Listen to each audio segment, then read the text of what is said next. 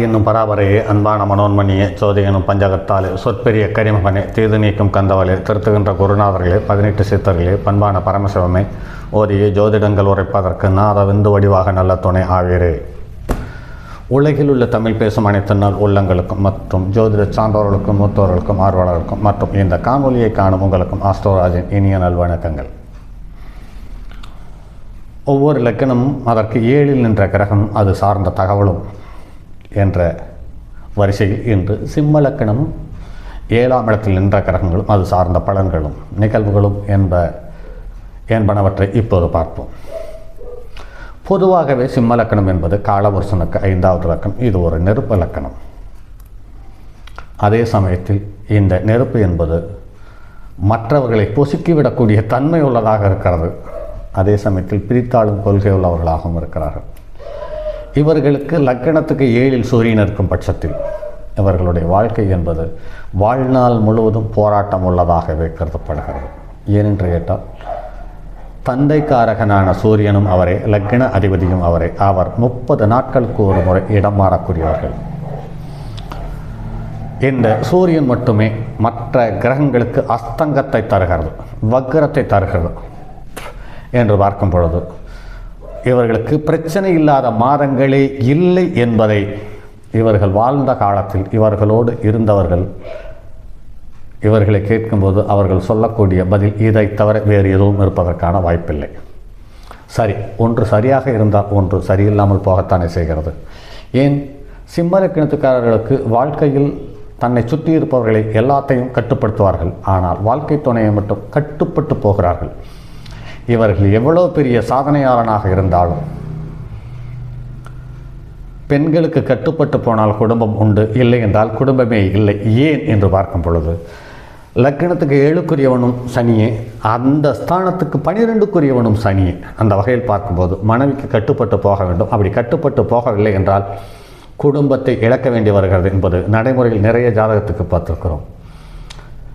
நிறைய நடிகர்களை பாருங்கள், ஒன்றுக்கு மேற்பட்ட வாழ்க்கை துணையை பெற்றிருக்கிறார்கள். காரணம் என்னவென்றால் இவர்களுக்கு நடிப்பு சுலபமாக வரும், ஆனால் வாழ்க்கையில் நடிக்க தெரியாமல் ஏமாந்து போய்விடுகிறார்கள் என்பது நடைமுறையில் காண முடிகிறது.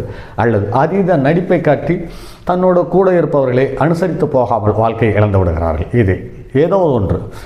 லக்கணத்துக்கு 10ஆம் இடத்துக்குரிய கிரகம் 11ஆம் இடத்துக்குரிய கிரகம் 9ஆம் இடத்துக்குரிய கிரகம் 10ஆம் இடத்துக்குரிய கிரகமும் செவ்வாய் சுக்கிரனாக வரைகிறது. ஆக இவர்களுக்கு தர்ம கர்மாதிபதி யோகத்தை தருபவர்கள் சுக்கிரனும் செவ்வாயுமே.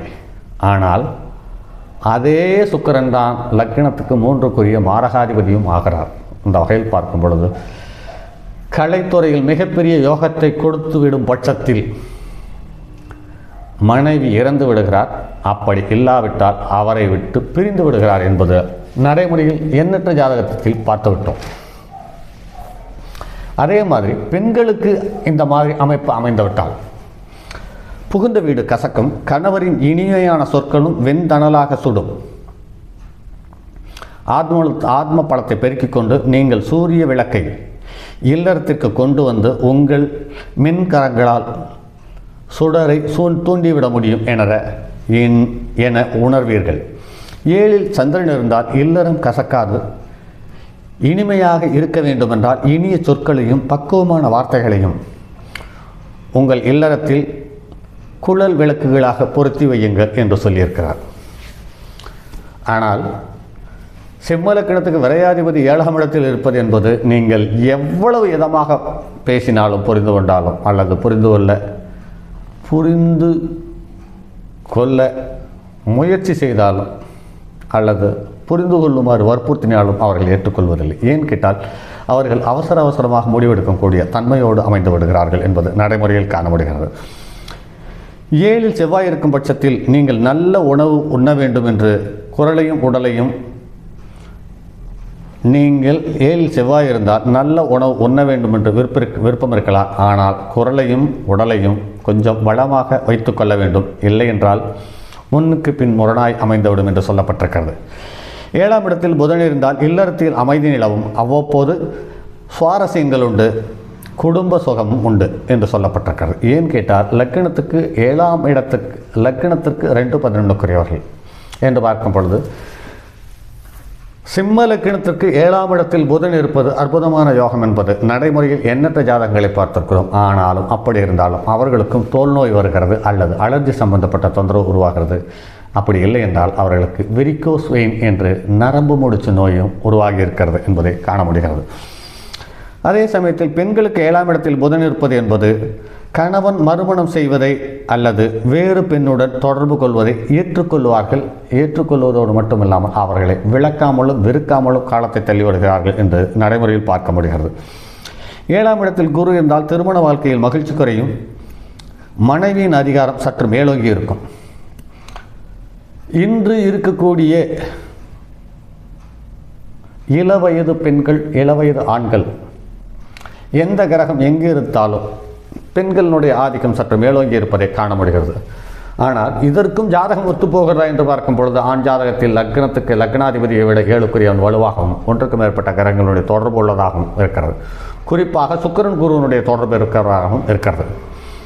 இந்த சுக்கிரன் அதீத ஒப்பனையை விரும்புகிறது, குரு அதீத பணத்தை விரும்புகிறது. இந்த இரண்டு வாழ்க்கை துணைக்கு அமையும் பட்சத்தில் அது பெண்ணாக இருந்தால் அந்த பெண்ணை திருமணம் செய்து கொள்பவன் பாவம் அந்தோ பரிதாபம் என்று சொல்ல வேண்டிய சூழ்நிலைக்கு தள்ளப்பட்டிருக்கிறது. அதே சமயத்தில் 7ஆம் இடத்தில் பெண்களுக்கு குரு இருக்கும் பட்சத்தில் திருமணத்திற்கு முன் சில பழிபாவங்களும் சில தீயவர்களின் தீச்செயலுக்கு ஆளாக நேரிடும். பொதுவில் ஓர் ஊழ்வினை பயனே ஆகும். மனவாழ்விற்கு பின் பிரிவு, கணவன் மீது ஈர்ப்பு இல்லாதது, ஆதரவு, அன்பு இவை இல்லாமலும் போவதற்கான வாய்ப்புகளை உண்டு பண்ணிவிடுகிறது. 7இல் சுக்கிரன் இருக்கும் பட்சத்தில் என்னவோ கல்யாணம், என்னவோ முதலிரவா, என்னமோ சந்தோஷமாம், குடும்பமாம், வாழ்க்கையாம், என்னையா இது, எனக்கும் கல்யாணமாச்சு என்று சலித்து கொள்ளும் வாழ்க்கையாகவே அமைந்து விடுகிறது என்பது நடைமுறையில் காண முடிகிறது.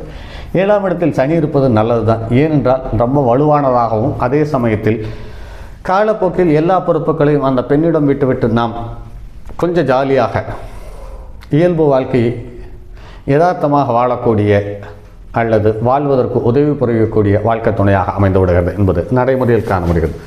பொதுவாகவே சிம்ம லக்கினத்திற்கு குடும்ப வாழ்க்கை என்பது லக்கினத்துக்கு 7க்குரியவனும் 6க்குரியவனும் ஒன்றே என்று பார்க்கும் பொழுது எந்த கிரகம் எங்கிருந்தாலும் மனைவியினுடைய வாழ்க்கை அல்லது மனைவியோடு சேர்ந்து வாழும் வாழ்க்கை என்பது பாதி காலம் சிறப்பாகவும் பாதி காலம் கர்ண கடூரமான வாழ்க்கையாகவும் அல்லது வெளியில் சொல்ல முடியாத காயங்களையும் வழிகளையும் சுமந்து கொண்டு வாழ வேண்டிய கட்டாய சூழ்நிலைக்கு தள்ளப்பட்டிருக்கிறார்கள் என்பதை நடைமுறையில் காண முடிகிறது. இதுவே ஒரு ஆணும் பெண்ணும் சிம்ம லக்கினத்தில் பிறந்து சிம்ம ராசியில் பிறந்து அவர்களுக்கு வாழ்க்கை துணை அமையும் பட்சத்தில் அவர்களும் நன்றாக இருக்கிறார்கள். எப்படி என்று பார்க்கும் பொழுது இவரும் ஒரு அரசாங்க பணியில் இருக்கிறார், அந்த அம்மாவும் ஒரு அரசாங்க பணியில் இருக்கிறார்கள். கணவன் மனைவி என்று கருத்தொருமித்த உணர்வுகளோடு கூடுவதற்கான வாய்ப்பு மிக மிக குறைந்து போகிறது. ஒரு விவசாயத்தில் உடல் உழைப்பில் உள்ளவர்கள் கூட கணவன் மனைவி ஒருவருக்கொருவர் அந்யோன்யமாகவும் சந்தோஷமாகவும் இருப்பதை காண முடிகிறது. ஆனால் இருவரும் கட்டாயமாக பணிபுரிந்தே ஆக வேண்டும், வேலை செய்தே ஆக வேண்டும் என்ற ஆசிரியர் பணி மற்றும் மருத்துவ பணி இதில் இருப்பவர்களுக்கு தாம்பத்தியம் ஒரு கடனாகவும், தாம்பத்தியம் ஒரு கடமையாகவும், தாம்பத்தியம் ஒரு கட்டாய செயலாகவும் இருப்பதை நடைமுறையில் காண முடிகிறது. கணவன் மனைவி பார்ப்பதற்கு அந்யோன்யமாக இருப்பதை போல் காட்டிக்கொள்கிறார்கள். இந்த அந்யோன்யமாக இருப்பதும் இல்லாமல் இருப்பதும் எப்படி தெரிந்து கொள்வது என்று பார்க்கும் பொழுது அவர்களுடைய குழந்தைகள் அதை அடையாளம் காட்டி விடுகிறார்கள். ஏனென்று கேட்டால் ஒன்று தாயோடு அல்லது தந்தையோடு இருவரோடும் சேராமல் ஏதாவது ஒரு பக்கம் சார்ந்து வாழ்வதை நிறைய காண்கிறோம். அப்படி பார்க்கும் பொழுது இவர்கள் சிம்ம லக்கினத்துக்காரர்களுடைய குழந்தையா என்று பார்க்கும் பொழுது ஆம் என்று சொல்லுகிறார்கள். இதையும் நடைமுறையில் காண முடிகிறது. அதே சமயத்தில் சிம்ம லக்கினத்தில் யார் ஒருவர் பிறந்தாலும் ராசி அம்சம் 2லேயும் சிம்ம லக்கினமே இருந்து அதாவது வர்க்கோத்தம் பெற்றிருக்கும் பட்சத்தில் அந்த குழந்தை பிறக்கும் பொழுது தாய்மாமன் உறவு ரொம்ப வலுவாகவும் பலமாகவும் இருக்கிறது.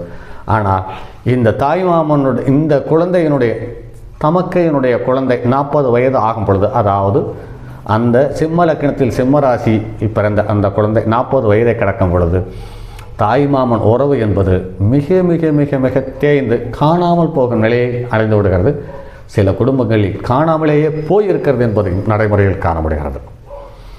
சரி நண்பர்களே, மற்றும் அடுத்தது ஒரு பதிவில் சந்திப்போம். அடுத்த கன்னி இலக்கண பதிவில் சந்திப்போம். அதுவரை உங்களிடமிருந்து விடைபெறுவது உங்கள் அன்பு நண்பன் எம் ராஜரத்தினம். என்னுடைய அலைபேசி எண் 978889 மற்றும் 729999 மற்றும் ஒரு எண் 9791399649. தங்கமான் மழுவோடேந்தி தன்முதி தலையில் கொண்டோர் மங்கையர் பதிக்கச் சொன்ன மாமொழி ஜோதிடத்தை இங்கு யாம் உரைப்பதற்கோர் எமை என்னும் பிழை வராமல் காக்க செங்கன்மால் மருகன் யானைச்சரன் பதம் காப்பதாமே.